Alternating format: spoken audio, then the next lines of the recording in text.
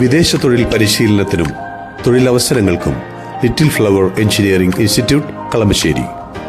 പഠിച്ചാൽ ജോലി ഉറപ്പാണ്.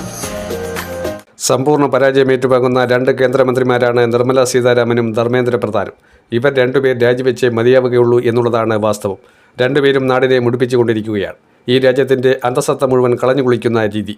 ഈ രാജ്യത്ത് അസന്തുലിതാവസ്ഥ സൃഷ്ടിക്കാൻ BJP തയ്യാറാക്കിയ പ്ലാൻ പ്രകാരമാണ് നിർമ്മല സീതാരാമൻ പ്രവർത്തിക്കുന്നത്.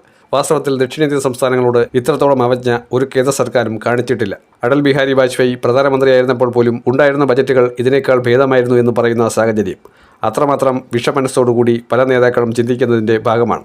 അതായത് ഏറ്റവും കുറച്ച് സീറ്റ് കിട്ടുന്ന സംസ്ഥാനങ്ങളിൽ BJPയുടെ കേന്ദ്രമന്ത്രിസഭ ഒരു രീതിയിലും സഹായം ചെയ്യില്ല എന്ന് ഉറപ്പിച്ചു നിർത്തുന്ന അവസ്ഥ.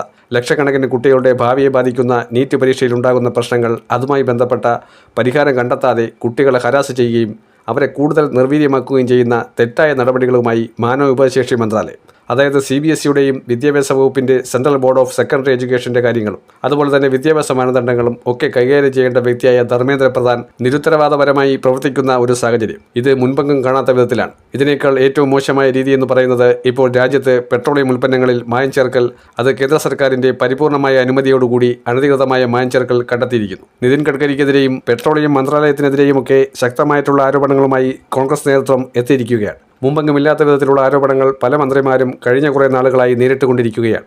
പരിപൂർണമായി പറഞ്ഞാൽ ഇന്ത്യയിലെ പൊതു ഭക്ഷ്യവിതരണ വകുപ്പായിരുന്നാലും പെട്രോളിയം വകുപ്പായിരുന്നാലും മാനവ വിഭവശേഷി വകുപ്പായിരുന്നാലും ധനകാര്യ വകുപ്പായിരുന്നാലും സമ്പൂർണ്ണമായ പരാജയത്തിലേക്ക് നീങ്ങിക്കൊണ്ടിരിക്കുന്ന ഒരു കാഴ്ചയാണ്. നമ്മൾ സമീപകാലത്തൊന്നും കാണാത്ത വിധത്തിൽ ഏറ്റവും ദുരിതത്തിലേക്ക് പോകുന്ന ഒരു അവസ്ഥയിലേക്കാണ് പോയിക്കൊണ്ടിരിക്കുന്നത്.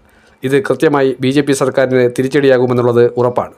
ദേശീയ തലത്തിൽ ഇത് വലിയ തോതിൽ ചർച്ചയാക്കാൻ, ഇത് സാധാരണ ജനങ്ങൾക്ക് മനസ്സിലാകുന്ന ഭാഷയിൽ താഴെത്തട്ടിൽ വരെ എത്തിക്കാൻ കോൺഗ്രസ് നേതൃത്വത്തിനും പ്രവർത്തകർക്കും അനുയോജ്യമായ സാഹചര്യമുണ്ടായാൽ തീർച്ചയായും അടുത്ത ലോക്സഭാ തെരഞ്ഞെടുപ്പിന് മുമ്പ് തന്നെ സർക്കാർ വീഴുമെന്ന് രാഹുൽ ഗാന്ധി പറഞ്ഞത് ആപ്തവാക്യമായി മാറും എന്നുള്ളതിന് യാതൊരു തർക്കവുമില്ല.